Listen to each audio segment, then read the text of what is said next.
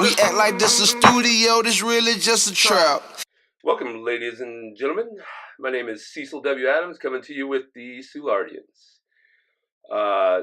Marcus Boston is at his day job because that's what he does.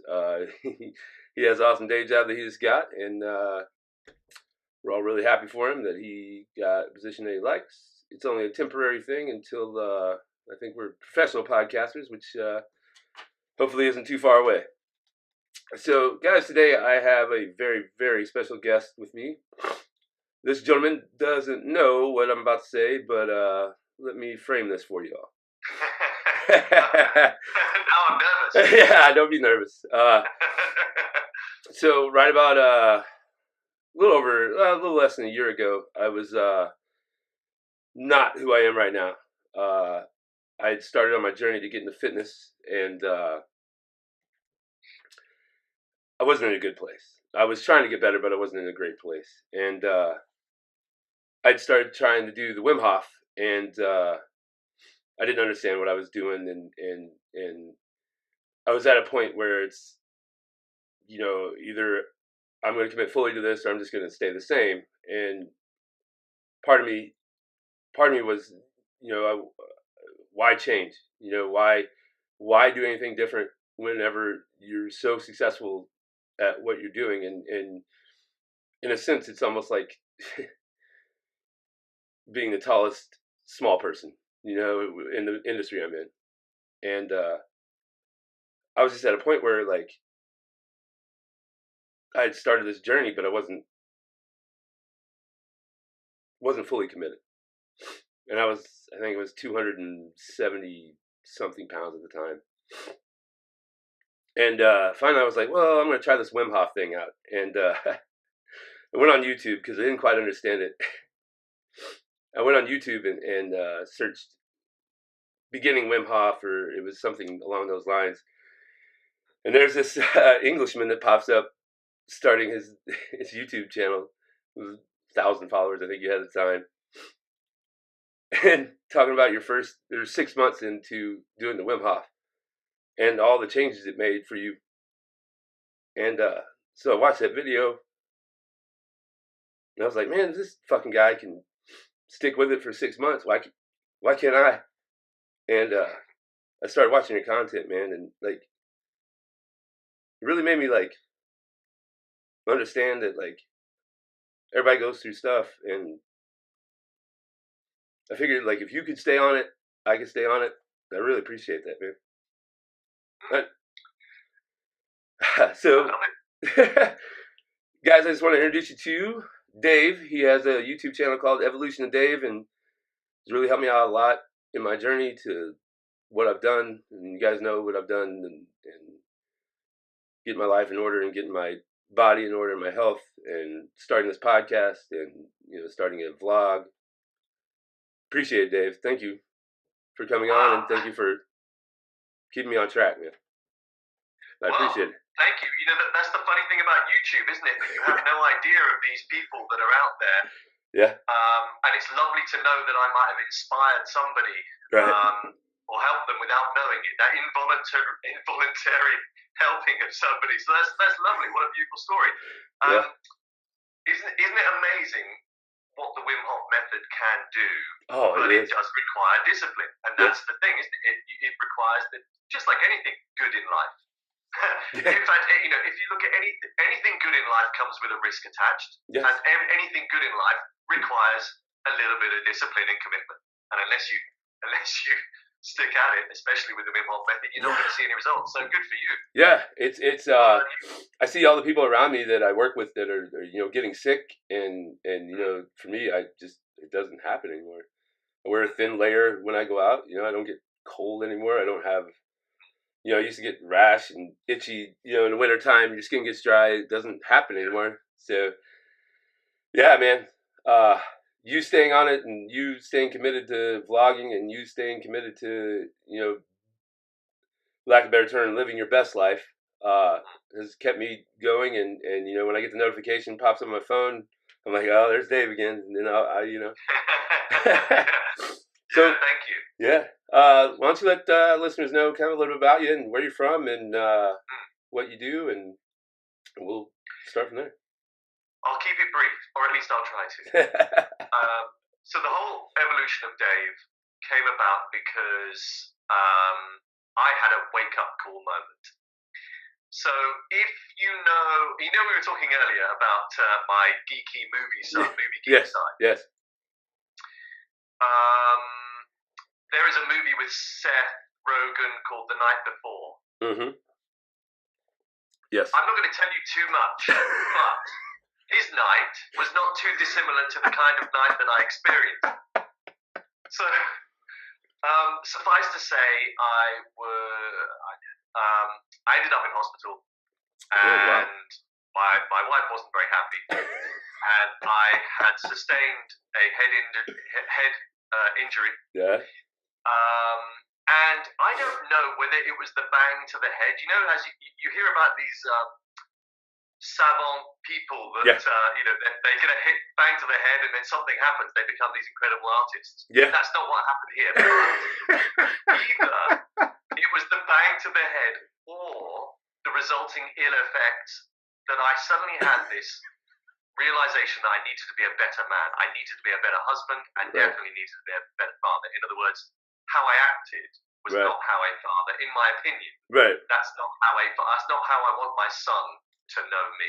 Right. So then, at the same time, I happened to be looking at Wim Hof, and it really was that thing, that event that happened that I think what I needed was knowing that it was going to involve cold. Right. The Wim Hof method, what they often say is that if you're going to do the Wim Hof method, ease into it. You start with warm showers, then turn it on to cold. I didn't want to do any of that. I wanted to go full on cold straight away. Because in my mind, I'm not religious, but in my mind, I wanted to absolve myself of the sins. If I could... It's like that old Saturday Night Live skit where she's hit him with a paddle. Yes, Get out of there, like devil. Flail, yeah. So, if I was a monk, I would be flaying myself, or wearing those studded pants, with spikes in. Yeah. That's how I felt, and so I wanted the cold to be painful. I wanted it to be a shock.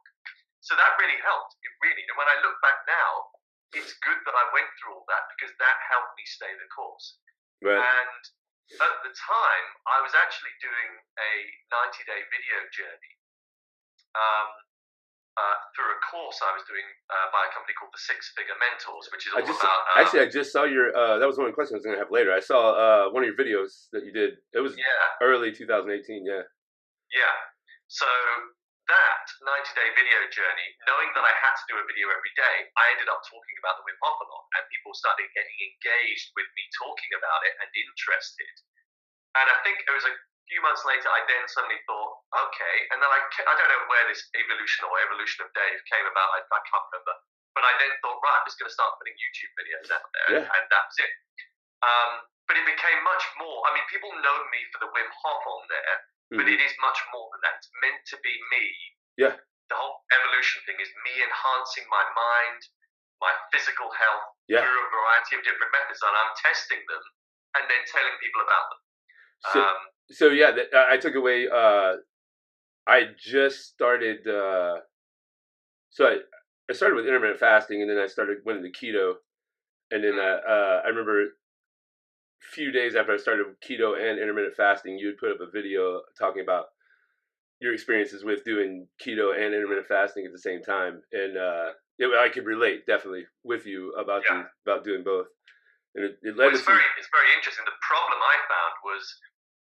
I didn't need to lose weight, but I lost initially a shed load through doing Wim Hof.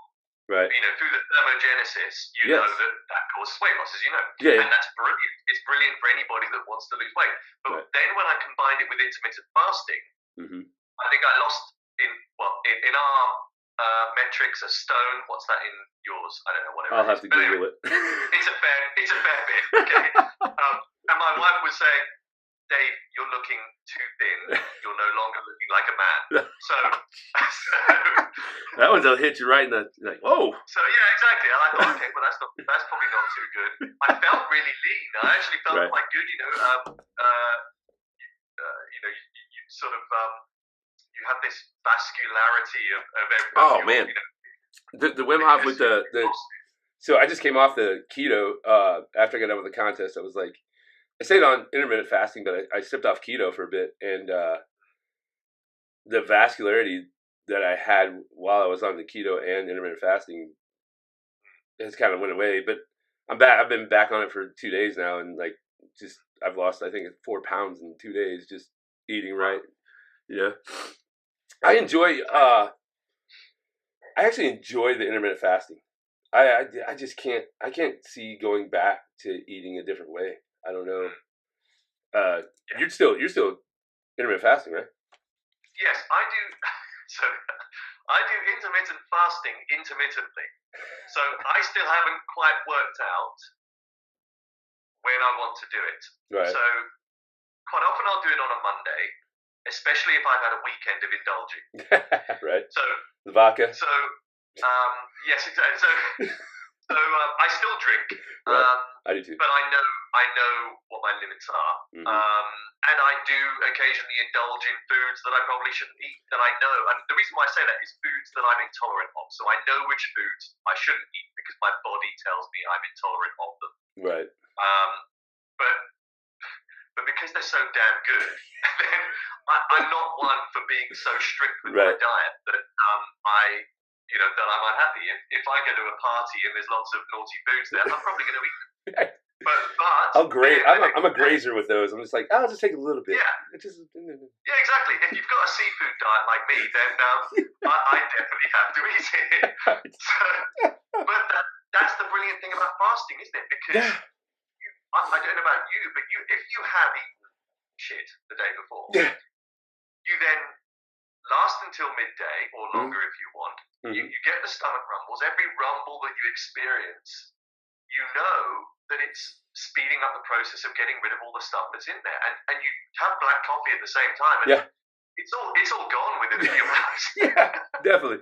Oh, I forgot that I had this I wanted to put on for my video. I had this. I bought it when we were on vacation. Oh wait, I've got another one too. Hold on. This one I might send this one to you. For you to wear. Oh, that's great. I love it. Yeah, you know mine are original traditional US boonie hats. Mine are not the fake. They are from your country. They are from your village. Okay, fair enough. So that's the one thing. Like, I what you were talking about with the intermittent fasting is exactly. I feel the same way. Like I can eat like shit, or like you say, bollocks. I can eat like crap, and then the next day, just like you said, fast till midday, and then everything comes out, and then I feel like $1 million. And I try to explain to people like how it feels because in my industry there's a lot of people that just don't eat right and don't take care of themselves, and they all want to change, and they'll ask me about it, and they'll text me, they'll message me, and I'm like, hey man, I'll give you my playbook, exactly what I do, and how I got to where I am, because I went from 270 to 278 to I think I'm 220 right now, and yeah, I went down, and it was commitment. I mean, my degree, which doesn't matter, but it's an exercise science. But everything I learned in college is nothing that I know now. Like I basically threw all that out the window. But trying to explain to people that there's just, for me, I get home at 3 o'clock, get in bed by 4:35 a.m. I sleep till 11 usually, and then up, and then I just try to tell them like, oh, just wait to eat till after 2. Start at that 2 p.m. to 10 p.m. You eat in those hours. And I try to explain to them, I could never do that. And I try to tell them about Wim Hof and the cold shower. I could never take a cold shower. And it's like, try it. At least try it. Like, what's the harm in trying? And I guess my question for you, Dave, is like, how do you just give them the people like that are asking questions and they just ask you and then just say no, they can't do it? Do you stay on talking to them, or do you just kind of like, okay, man, well, No, yeah, because the one thing I learned a long time ago is that people don't like being told what to do, right, and they don't listen. yeah, And the only time they take heed of what you said is when they don't know that you said it. In other words, you can in my mind, it's almost like subliminal messaging. right, So I've found a really good way of, if you have a friend that you know needs to do something, right, but if you tell them to do it, they're never going to do it. right, Then a good way I've found of saying something to them is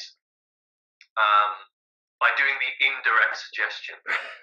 So make them think it's their idea. Yeah, exactly. Yeah, and actually, this whole I've mentioned in one of my videos solution-focused hypnotherapy, Yes. Mm-hmm. and that is what solution-focused hypnotherapy is all about. You're guided by being asked questions so that you come up with a solution. It's only when you come up with the idea, like me having my wake-up call, Mm-hmm. that then you take action and then you do something about it. So these people that will ask me questions, I will reply, Right. but I won't pursue it any further because they have to make that choice and decision themselves. Only then will they do something about it, because it just goes in one ear out the other. Right. So that, yeah, for instance, I wanted to have you on my podcast. I put it on I messaged you on one of your videos. For some reason, I couldn't get the email, so I just put my email up. And then we worked this out, and here we are. It's because I wanted to do it. It wasn't, you didn't sought me out. I sought you out to talk to you because of the fact that I find you very interesting, and you were on the same path that I'm trying to get to. Side note. You're already on the path. Yes, yeah. And sometimes it's a lonely fucking path, man. when there's no one else to strive off of, but thankfully I got Evolution of Dave. It keeps me going. Well, absolutely, and also, I like it when you're on it. Maybe I'm a loner. Maybe that's it. I'm not too sure, but I like it. When I walk the dog, and there's nobody. Believe me, I live in a village. Okay. So a village is a tiny little community. Yeah. Yes. I grew up in a village, 400 people, so in southern Illinois. Right. Yeah. That is the same here. Yeah. So, but it is full of dog walkers. So I'm in the countryside. So we've got the woods. We've got the beautiful countryside around there. Every single dog walker will not look like me when I go out tomorrow morning and I walk the dog. They will be geared up in their technical clothing, their down jackets, etc. I'll be in my shorts and t-shirt. And just the looks. I can imagine the looks. Yeah, well, most of them, they find it amusing, and most of the time they comment. But I now love it. I actually enjoy people making these comments. Right. You're a nutcase. You're a nutter. Blah blah blah. It really makes me smile. So when you get to that point, you'll love it too, because you know deep down that it's doing you good. And if they did it, it would do them good too. But they're not going to know that until they go through a journey. Right. And you're there. You're already on the path. So. Right. Right. And it's just it's funny how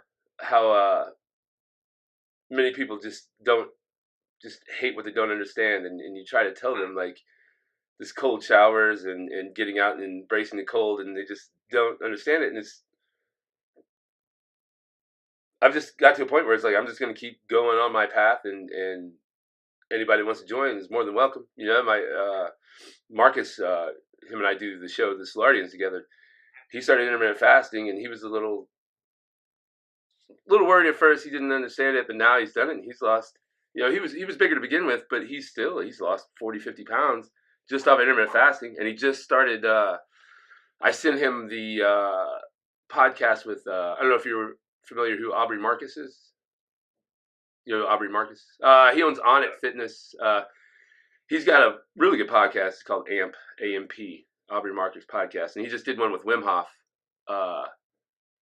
And I sent Marcus the Wim Hof podcast that Aubrey and Wim Hof did, and now he started doing 30 seconds. He's doing 30 seconds cold showers each day, and now he's 2 weeks in. Now he's doing a minute and a half. And he's learning. He's like, man, I just feel good after, and like it's somebody that just doesn't. He never steps outside of it. Now I've got him intermittent fasting, and now he's doing the cold showers. We're doing this podcast together, And what's funny, funny story about him and I. So we have it was a mutual friend. He lives in California, and he had some success as a videographer and like rap videos or what have you. But then he got into tech, and he was trying to start a app or website.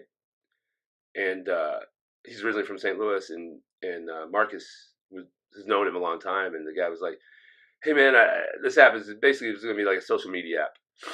It was called Live Now, is what it was called, and the concept was okay, it just didn't work out. But anyway, I started doing a show for his app, and this was 3 years ago, and we recorded, I think it was like 15 episodes, and long story short, he ended up selling it to somebody else, and anyway, but the whole time Marcus was this guy's assistant, but Marcus had all the ideas, and I was like, huh. So then when I finally got the courage to start my podcast, I called Marcus and I was just like, hey man, you're way more artistic than I am and way more technical. Sorry, that's my dog, by the way. If you heard a strange noise in the background, I also mentioned to the listeners that you might hear some burping, some yawning. That is not me. that is his beautiful dog. I don't want people to think that I'm making some odd noises and stuff. No, I got two Bostons myself. They just kind of like lay by my feet and lay between my legs when I'm trying to sleep at night, or when I try to, get close to my girlfriend. They're right in between us, so they won't loud. Yes, of course. So I called him. I was like, hey man, you're way more artistic than I am, and I'm trying to do this podcast. I know the path I'm trying to go with it and what I'm trying to do, and I just need some help. I really love it if you could come along and help me out. And that was 4 months ago, and he's kind of ran away with it, man. He's done really good with it, and he's really having fun. And now that he's getting himself more healthy, he's having a lot more fun. He's more agile. He's more moving around, and I haven't technically got him on the Wim Hof breathing yet. He'll get there though. It's just a matter of time. He's foam rolling. Yeah. It's a start. Exactly, and I think that's it. I get lots of questions now every day on my YouTube channel, and I love it. And I get a few nutty questions, a few inappropriate comments, which just make me laugh. Yeah, right. And I take none of that seriously. It's just hilarious. No, it's funny. It's quite funny.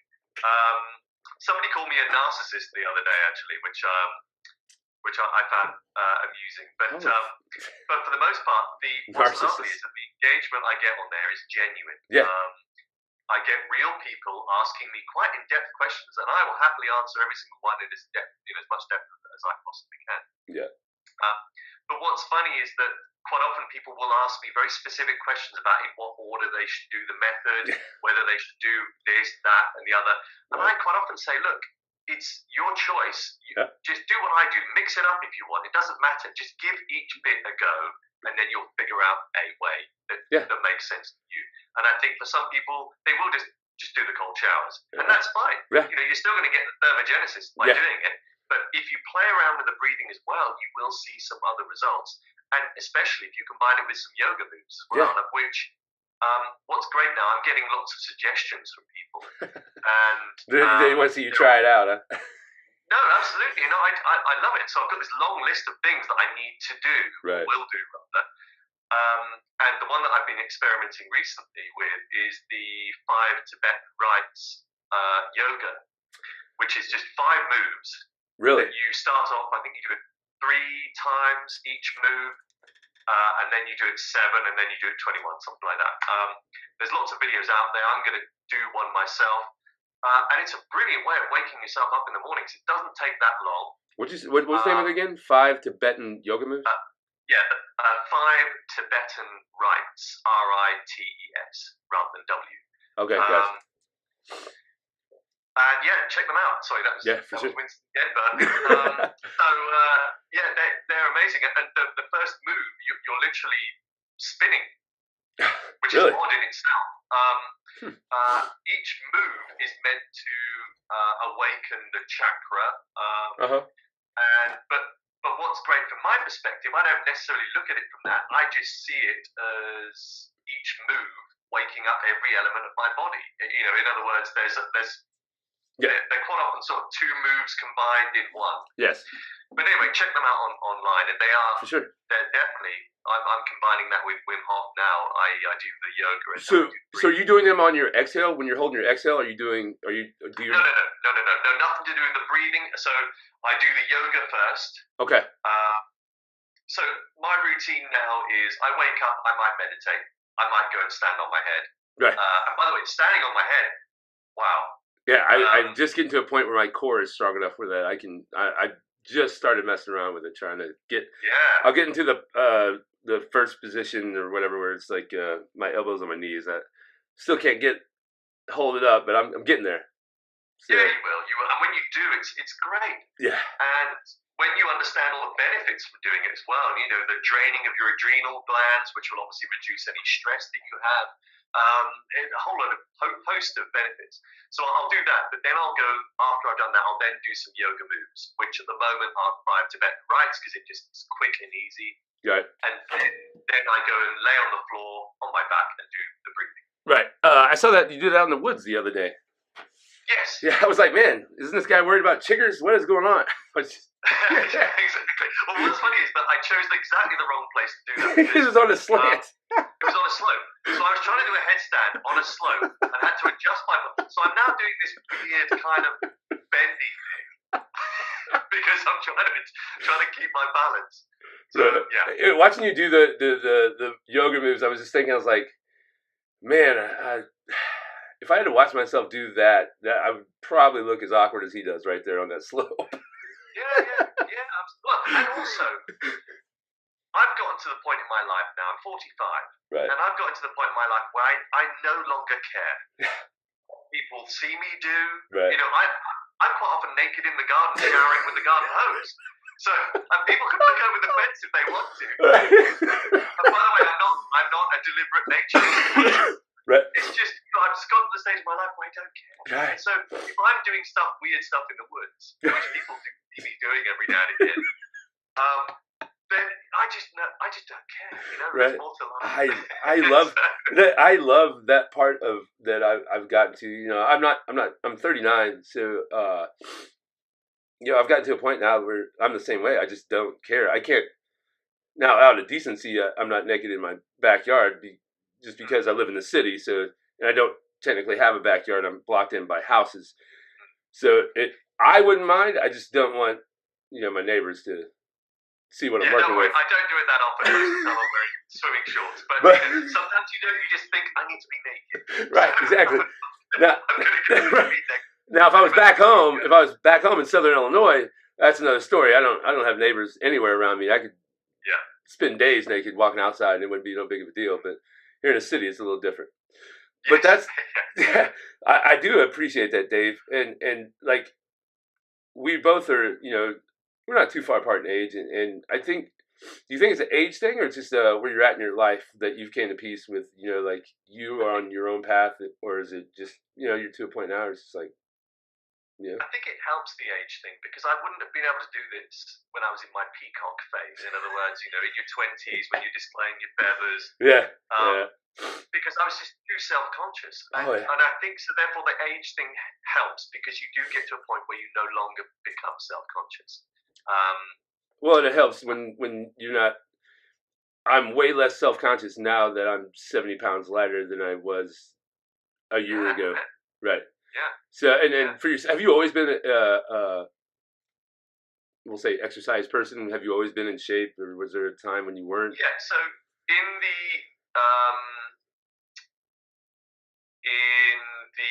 late 80s, 90s, I would exercise by going to raves. Let's just say that. And I was pretty good at doing that on a regular basis. Then it got to the point after a number of years that I thought, I probably need to stop doing that. Where were you living at the time? So that was London. London, okay.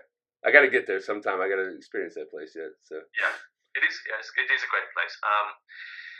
And then I left London, moved to Bristol, and then I started going to something called British Military Fitness. Okay. And that's where I started running and just I got used to being shouted at by ex-military folk. Really? And So I is this like really a gym? enjoyed Is that. this like I a don't gym? know why. I just enjoyed it. Is it like a gym company called It was British? this like yeah, it's just purely outdoors. Okay. It's run by ex-military, and they just have you running around in the mud and doing press-ups in the mud, and it's good. It's just it was a great at the time. That's how I met my wife. I was following her bottom and thinking that's a really good bottom, and that's how I got to know Katie. And so yeah, so then really that's what I hadn't stopped exercising from that point on. Right. So with it being military, it's probably a lot of just body weight exercises and such, right? Yeah. Exactly. Yeah, which is what I love. Yeah. I absolutely love body weight exercises. I mean, I have been to the gym previously. I just don't enjoy it anymore. I much prefer being outside, exercising in the woods, climbing up a rock, or running around. Right. You know, in the hills. I just prefer it. Right. And how many miles are you putting in a day? You run every day? No. So I think I run maybe once a week now. I don't even run really? to any significance anymore. No, and whether I'll get back into that, I'm not too sure. Yeah. So I now mostly just do body weight exercises, which are either in what I call my kitchen workout, of which I've done a few videos on Instagram on my kitchen workout. Yeah, right. Or what I now do is a friend of mine is a professor of epidemiology in Australia, and he's currently doing a study on assessing exercise versus getting out of breath 3 or 4 times a day. And the brilliant thing about it is that we can all guess what the outcome will be. In other words, it's exactly the same. Right. But what I love about that is you put a study out like that in the public, and everybody that has a aversion to the word exercise, which quite a lot of people do. You know, if you tell them to exercise, they're immediately switched off. Their Neanderthal brain kicks in, and they hate what you're about to say because you've used the word exercise. Right. Whereas if you say to them, okay, you live on the top floor of an apartment building, just walk up the stairs every day, and you're out of breath. That's it. That's all you need to do. So I now look at that now as I break up my day into a series of moments when I'm going to get out of breath. I don't consider it exercise. I know it is exercise, but all I'm doing really is, if I'm sat at my computer, which I am a lot, then I'll just, after 40 minutes, I'll get down and I'll do a whole lot of press-ups or burpees or plyometric press-ups, or I'll go outside on the pull-up bar, or do some squats. That's what I do now. So like I messaged you, I started with this the rock climbing thing, and my goal for 2019 is just to be able to control my own body weight and be able to, just if I need to climb something, I can climb it. If I want to, do pull-ups, wide grip pull-ups, I've never been able to do wide grip pull-ups, but now I can pull myself up and I can hold it, and I hold it as long as I can, and now I'm able to do that 2 or 3 times. Controlling my own body weight is my whole thing, because I've never been able to do that. I've never been strong enough to be able to do that. And now with this rock climbing thing, it's funny. I don't know if I can't remember if I told you this story yesterday or not. I tried for an hour and a half to do this bouldering path. I took a couple breaks and did some other things, and I came back to it, trying to get kind of like in a flow state where just kind of get through it, like not thinking about it. And hour and a half, and then after that hour and a half, I came back to it and I tried it again, and I didn't get through it. So I'm sitting there and I'm in a position, I'm breathing, and I'm sitting down, like focusing on it. And then as I'm sitting there focusing on this bouldering thing, looking at the technique, and I'm really relaxed, and I'm in this Wim Hof state of mind, getting this breathing thing, this 10-year-old gets up on this bouldering path that I've been trying for an hour and a half and just whipped through it like it was no big deal. And it humbled the shit out of me, man. I'm just like, huh. But of course. Yes. It just humbled. But of course, one, the great thing about being a child is that you're not thinking. Right. True. It is. You're just doing. You're being. You're in the moment. And that's the beautiful thing about being a child. Yeah. When there's a great book called Chi Running, all about a guy that applied his knowledge of yoga into running. And he was kind of one of the forefathers, I suppose, of barefoot running. Oh, really? And in that book, he talks about you watch any child running, they all run in perfect form because they haven't been sitting around it long enough to have their form. Have you talked about that on a video before? Have we? Have you talked about that on a video before? Quite possibly. Yeah. Oh, okay. There's. I've just heard that before. I was thinking it was. Yeah. So that's what I love. You could take most children down to a bouldering wall, show them the route, and they would probably fly through it without any experience of bouldering. Right. As long as it's not too tricky. Right. Because they're not thinking and they're using their legs. The problem with us blokes when you go down to the bouldering wall is that we immediately think use the biceps. Yep. We're thinking about using the arms because we're not logically thinking, no, I should be using my legs to fly around this. Yeah. So therefore we burn our arms out straight away and that's it, we're done. Yeah. Dude, my forearms are still sore. I've been at this the rock climbing thing for a week and I can barely close my hands because I'm just gripping so tight and holding on, and I'm learning, and that's the whole point of it, right? We want to learn new things, humble yourself, and I'm doing the rock climbing for about 4 months. I'm going to stick with it, and then we'll see where we're at after 4 months. I may try swimming. I don't know. Apparently, swimming's a bit harder than me just jumping in the pool. It's apparently pretty tough task. So I'm looking forward to that as well. And what? So you're entrepreneur. I know on your Instagram page it says you dabble or something like that. Like you entrepreneur just a bit. Like you do you invest in businesses? Is that kind of your thing, or? No. So I've had one recruitment business that I grew to a certain size. I've now said goodbye to that, and I've set up another recruitment business, which is just going to be me. Okay. And that's how I like it. I don't want to employ anybody else anymore. Right. I don't want to work with anybody else. Right. I'm quite happy me being me. And the great thing about that is that it's freeing up more time that I can invest into Evolution of Dave. Right. So, of which I will be looking at ways of creating a product behind that.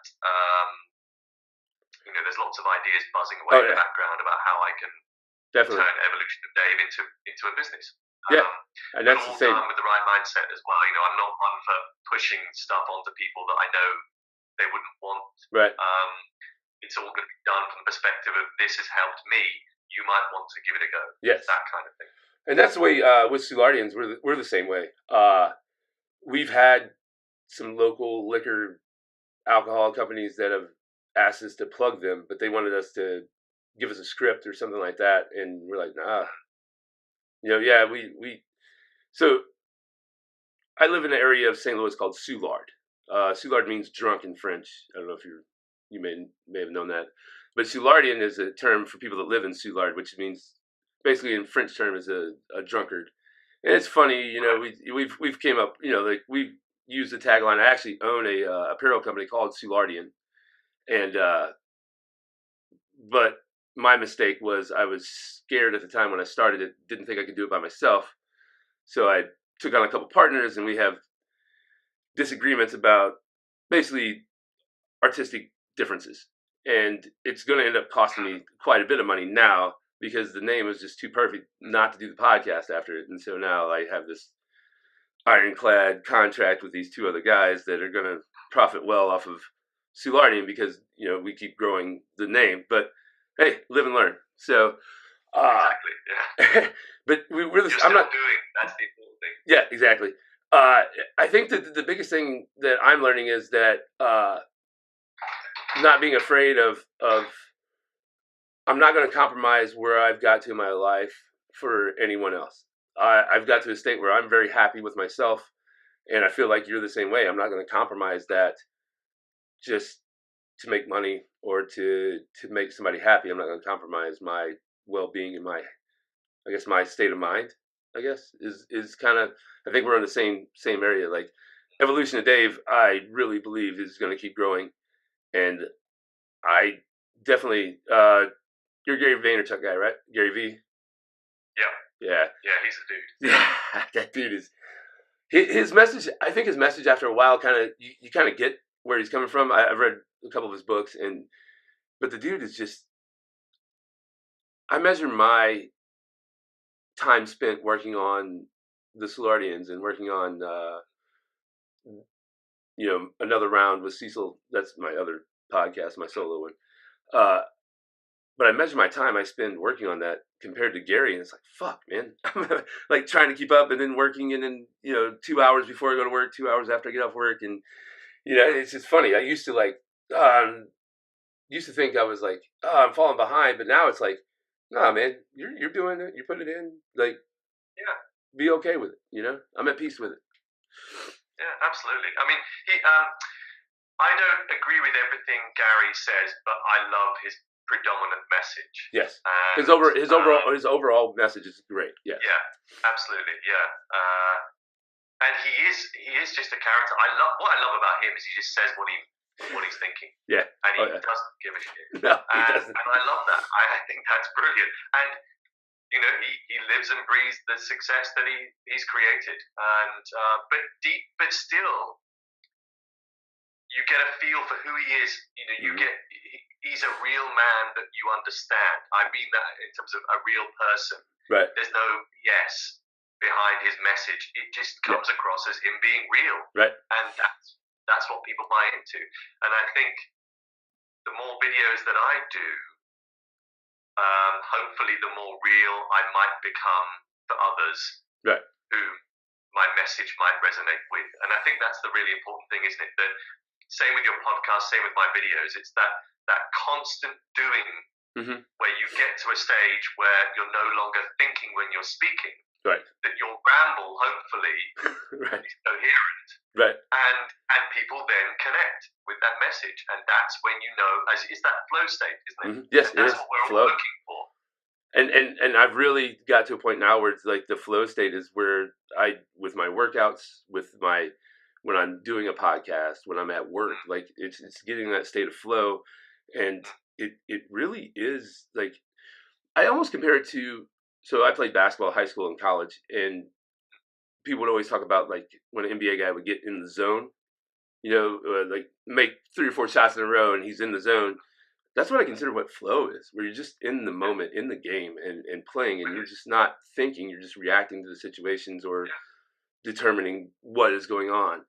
And it's a gamma brainwave state. Is that what? Okay. So if you imagine all the various brainwaves, predominantly we're in a beta state, right. Either low level or high level beta. When we drift off to sleep, we're in theta. And then we have moments throughout our sleep of different brainwaves that create either the rapid eye movement phase or whatever. Gamma state is the state that we should all strive to be in as much as possible. But very rarely will people ever feel that gamma brainwave state. And if you are a top level athlete, you're probably going to feel it quite a bit.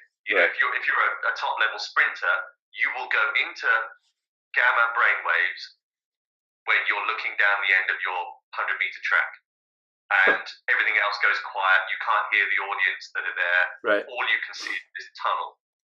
That's gamma. And I think the closer you get to your passion, the closer you get to your dreams, your goals, the more likely you are to suddenly experience at some point gamma.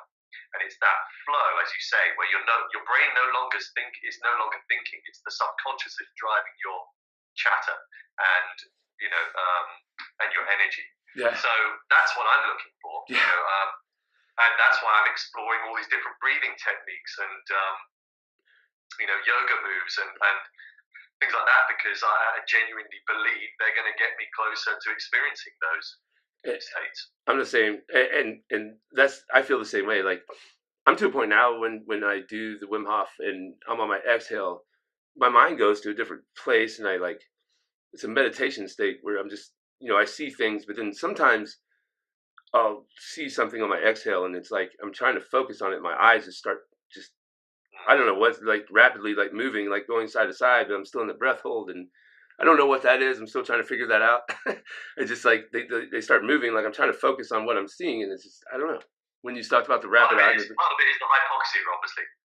What's that? Part of it is the hypoxia. Yeah, true. So you have to be wary of that. But I think I hear what you're saying in that I have meditated after the power breathing. And it is a very different type of meditation and definitely worth experimenting with. Yeah. I don't know if you've seen one of my other videos, there's this really odd breathing technique, which is really interesting to give it a go. And it's called the flutter breath. And so it's diaphragmatic breathing, as is always the way with Wim Hof or yoga breathing. But then you're doing this really, really fast breath through the nose, and you look like a fool when you're doing it, and you sound like a fool. So I'm going to do it for you right now. All right, I like it. And so you go like that, right? And you do it at that speed, and you do it for as long as you can, say up to 2 minutes, and you'll find it really difficult to do it initially, because at some point you're going to want to go right breathe in again, because you would have breathed out too much through that flutter breath. But give that a go. Yeah, I will, for try sure. and keep going for 2 minutes. That theoretically, from what I understand, it gets you into a theta brainwave state. So it means that you're therefore in clinical hypnotherapy, that theta brainwave state is where as a therapist you get that person to when they're on the couch, so that their brain is more malleable. They can therefore take in much more of the spoken language that you're talking to them about, and therefore helping them remove certain negative templates from their brain and things like that. So definitely worth experimenting with. Definitely, yeah. I've noticed. So I used to have the hardest time falling asleep, especially when I was. I used to drink a lot. I working in the bar business. And when I try to slow down with the drinking, when you can't go from drinking 90 days straight to like just not drinking, and then your body's gonna be like, what the fuck is going on? And I had a hard time. What's that? Being as you're from the area in which you're from, is this Kentucky whiskey? Yeah, I'm more of a yes. There's a lot of Kentucky whiskey, but I'm more of a. I broke up with Jameson. I was a big Jameson person, and then I broke up with him, and I've been him and I have been broken up for probably about 9 months now, 10 months. So switched over to tequila, but that's besides the point. Silver tequila. But I was having trouble falling asleep, just because I was used to drinking and going to sleep. So I figured out. I was looking at some Wim Hof stuff, and then I was like, well, I wonder if there's a breathing technique to help me fall asleep. And it's the one, I don't know the name of it, but it's inhale for 4 seconds, hold for 7, exhale for 8. Box breathing. Yes. I guess they do it with the Navy beat. Yeah, I think US Navy SEALs, but then I think a lot of professions where they might experience stress are taught this technique. So it's either called square breathing or box breathing. Yes. Both, I think, are the same. But yeah, it's a great technique, isn't it? But you know what? Even if, let's say you're experiencing some form of stress, a really good thing to do is simply breathe in, right, breathe out, but make sure the exhale is much longer than the inhale. If you do that 3 or 4 times, you will feel better if you're feeling some form of anxiety or stress. And so why I say that's a good thing is that good thing to remember is that it's so blimmin' easy to remember. Yeah. You don't have to remember whether it's called the box breathing or any other technique. Right. Just breathe in and make sure your exhale's longer. Like, do that 3 or 4 times, you will feel better. Yeah, and it's like Wim Hof says, just get it in there. Doesn't matter how you get in there, just breathe. Get it in. And I like when I'm feeling kind of like this past week with climbing. I'm nervous getting on. I'm climbing a 50-foot wall. I've never climbed a 50-foot wall before, and I can feel myself just getting kind of nervous, and I'm just like, take a big deep breath and I just exhale it out, and I do that twice, and I'm like, all right, man, let's go. And I think, I don't know if you're familiar with David. What time do you hear, by the way? What's that? Oh, yeah, I hear him. That's cool. I got 10 minutes or so, and I got an appointment at 1, so we'll. No, I have Lockie, my son, has crisps. Obviously. Hello, Lockie. Yeah. Well, say hello to Cecil. Hello, Cecil. Hello. How old is your son? I cannot hear him. Why can't you hear? Oh, because I've got the microphone in. So you're just going to have to assume that he is saying hello and he's laughing at you. He's got a good-looking beard, though, hasn't he? Should we round off, Cecil? Yeah, Should we get yeah. another time? So, Dave, No. we can. Well, hang on a second. Let me just finish this conversation, and then you can. So, Dave, definitely, we'll have to do this again sometime. And I'm looking at 2020. A friend and I are looking at doing the Tough Mudder over in Europe, the 24-hour Tough Mudder. Yeah. So, lots of things like that. yeah, I that's definitely something that I'm a little ways away because that's some Iron Man type stuff that I'm gonna have to definitely prepare for. But we'll definitely have to talk again sometime. I really enjoyed this, man, and I appreciate you so much. And I'm gonna have to. I'll email you. I want to send you some Soulardian stuff so you can have some gear of ours. Yes. Definitely want to make you part of our tribe, and we, if you get a chance, I'll let you know when I post everything. And once again, thank you so much. If you want to give out your socials real quick, yeah, for sure. If you want to give out your socials real quick, and then so everybody can follow you, and we'll go from there. Sorry, what did you say? I missed that. If you want to give out your socials, where you're at on, So on Instagram, it's evolution_of_Dave. I'm trying to remember. But best place to go is YouTube.